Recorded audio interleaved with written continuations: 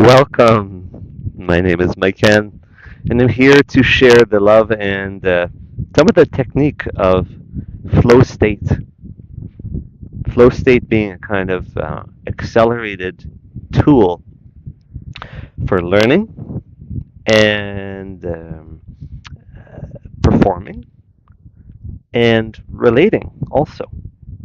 And I'm going to do a two-part series here. So this one is really about our relationship with ourself, and the next one is going to be applying the same principles to successful relationship with others, and in particular, intimate relationship, which has its basis in the unification of all our dimensions. So, uh, emotional, intellectual, spiritual, and physical.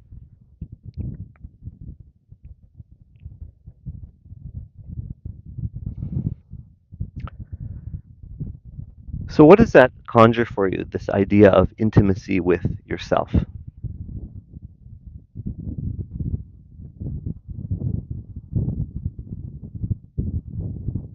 Does it go right away to this idea of self touch? Does it go to knowing yourself,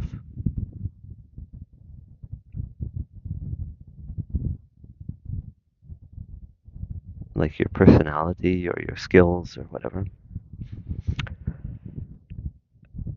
And why is intimacy with oneself useful?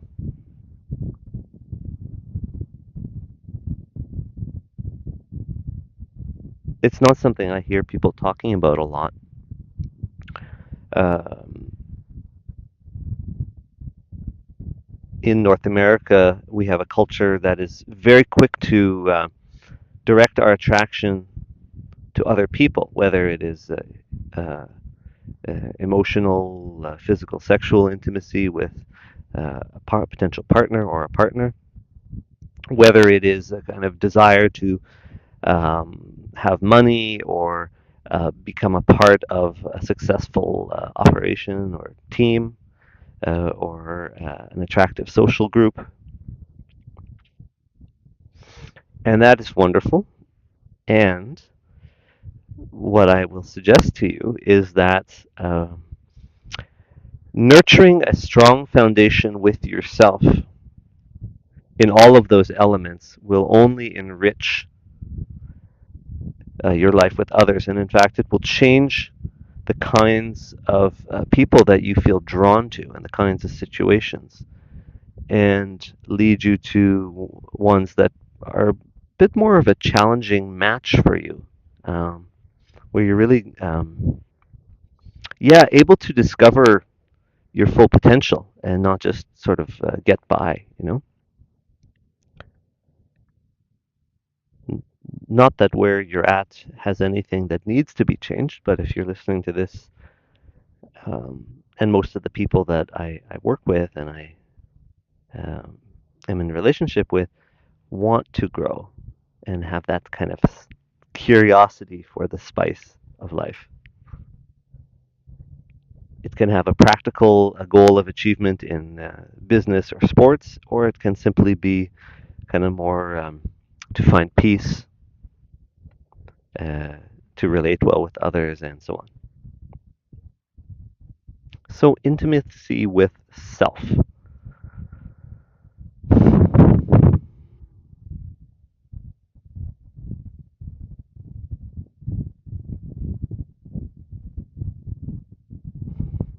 Going to invite you to a little meditation, which is in whatever position you are, to feel your whole body.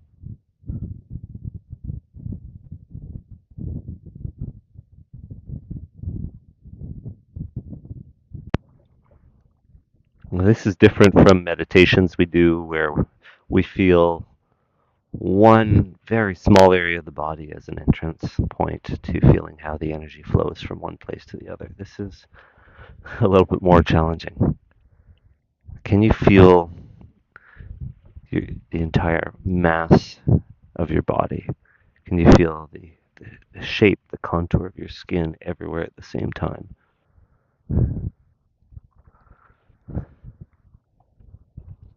Is there a color?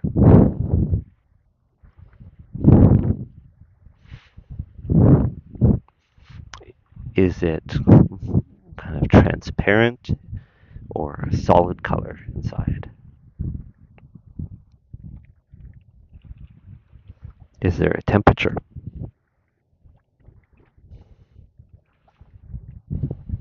Is there an impulse, an emotion, or anything else that you notice? Take a breath in, hold it a minute, let it out, hold it a minute, empty. What do you feel?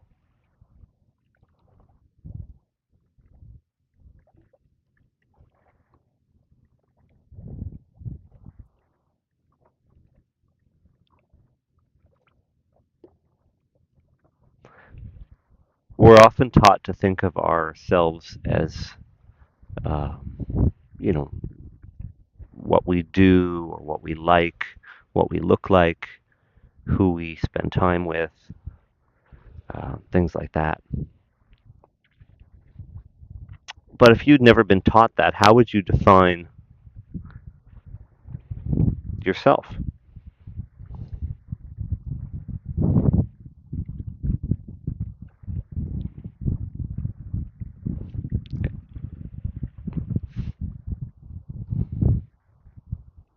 And the person that you most love and know in this world, other than yourself,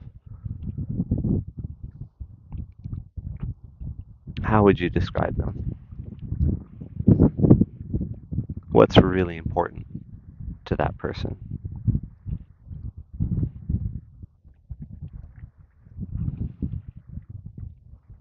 So, even though we're talking here about intimacy with self and our own growth and development, um, it is connected with our intimacy with others. And while that will be a separate recording, there's an aspect that needs to be talked about here, which is what moves you. Why do you get up in the morning? Even the impulse you felt just now when you did that body scan. Um, Often these things are related about helping others or being connected with others. Um, so others are actually in some way a part of us, right? And maybe a fun meditation you can do on your own time is, how are you a part of others?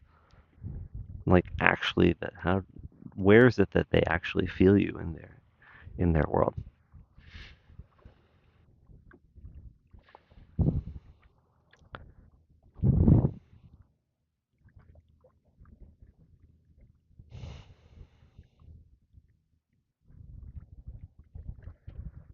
What infuses life into you?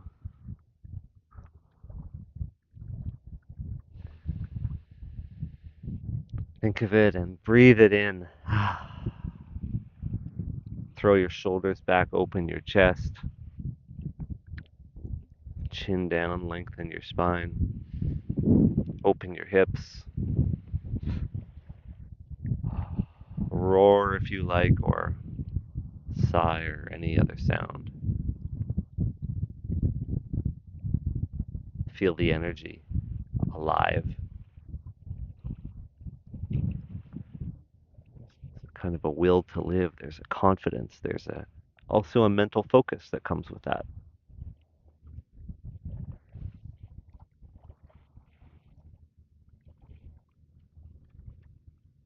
And as there are things that enliven us, there are things that drain us. We're not going to focus on that now, but you do actually have the power to drain yourself too, simply by putting your mind there. And actually, health is not always being high energy or strong or whatever. It's um, kind of the breathing of life, the moments of energy, the moments of rest. Even the most confident people have doubt. It's how do they deal with it. If you listen to interviews with some of the most accomplished people um, in fields that require very different mixes of mind, body, spirit. So from professional athletes to uh, successful business people to yogic or tantric uh, devoted people, relationship devoted people, whatever it is.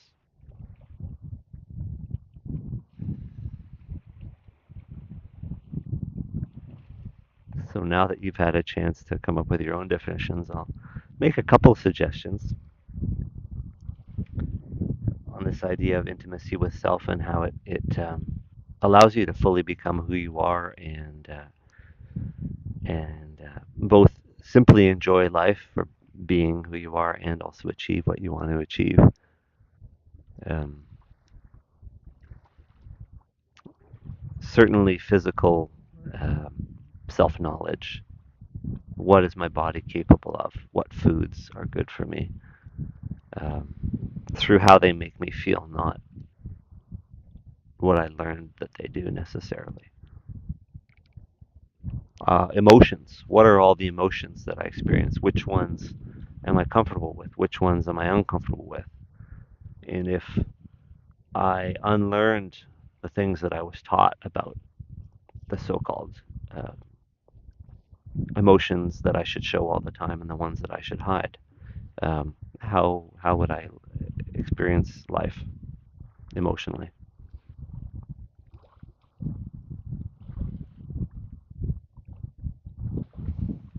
What is spirit? What is those elements that transcend thinking, where I just know?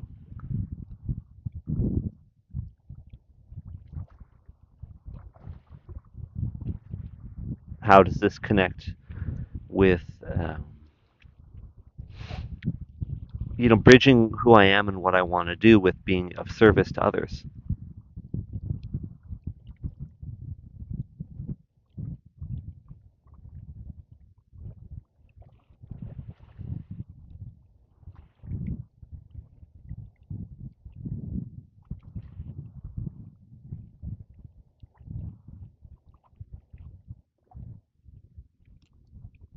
Maybe one of the hardest. We can zone in on a little task that we're doing, and flow state is very much about that total devotion, immersion to the task. To um, Can be when we're doing a workout to our well-being, can be when we're loving someone else, taking care of someone else, unquestioning immersion in the moment. Maybe the hardest sometimes is to feel how nature supports all of that, how we want actually, and how we live um, for the environment to be unpolluted, um, for there to be nourishing, uh, healthy air and water,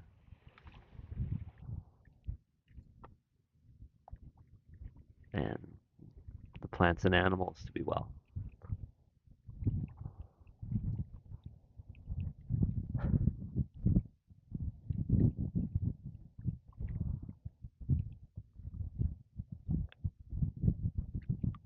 And how, at a certain point, our desire for our own wellness or the wellness of our loved ones blends with that instinct for all of nature to be well, and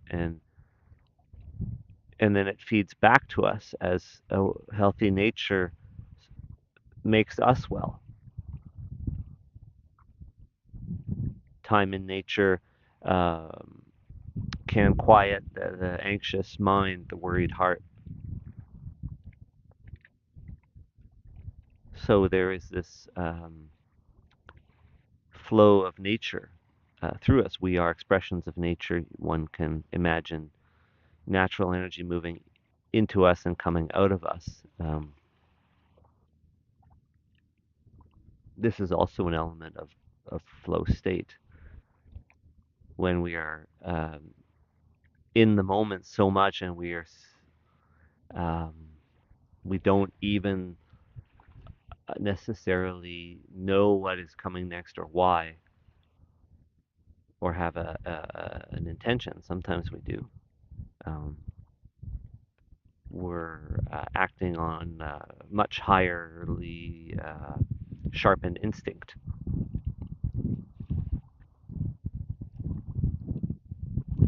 There can be instinct for survival, self-protection. There can be instinct with a cause for creation. And yes, in flow state, we can actually be quite irrational, or make decisions too. I'm going to put my body over there so that I can do this.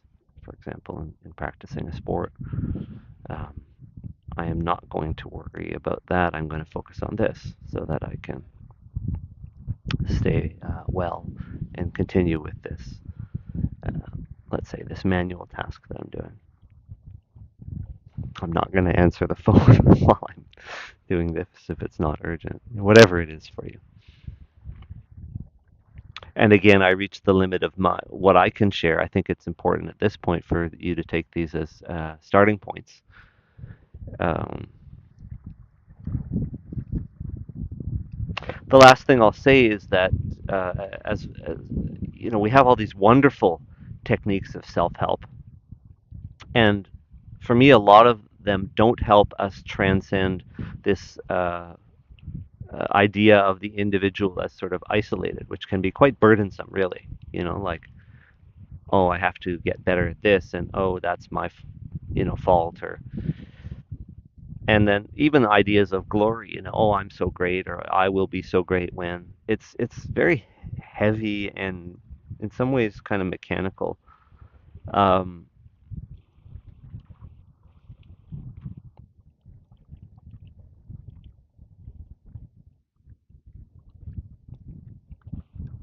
what is another way that it can be? We can't always be in curiosity, but that's one piece. How do we stay young at heart? How do we stay fresh?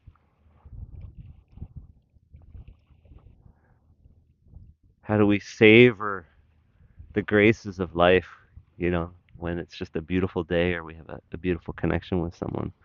Um, and really trust it. You are so important um, to so many people and to the fabric of community.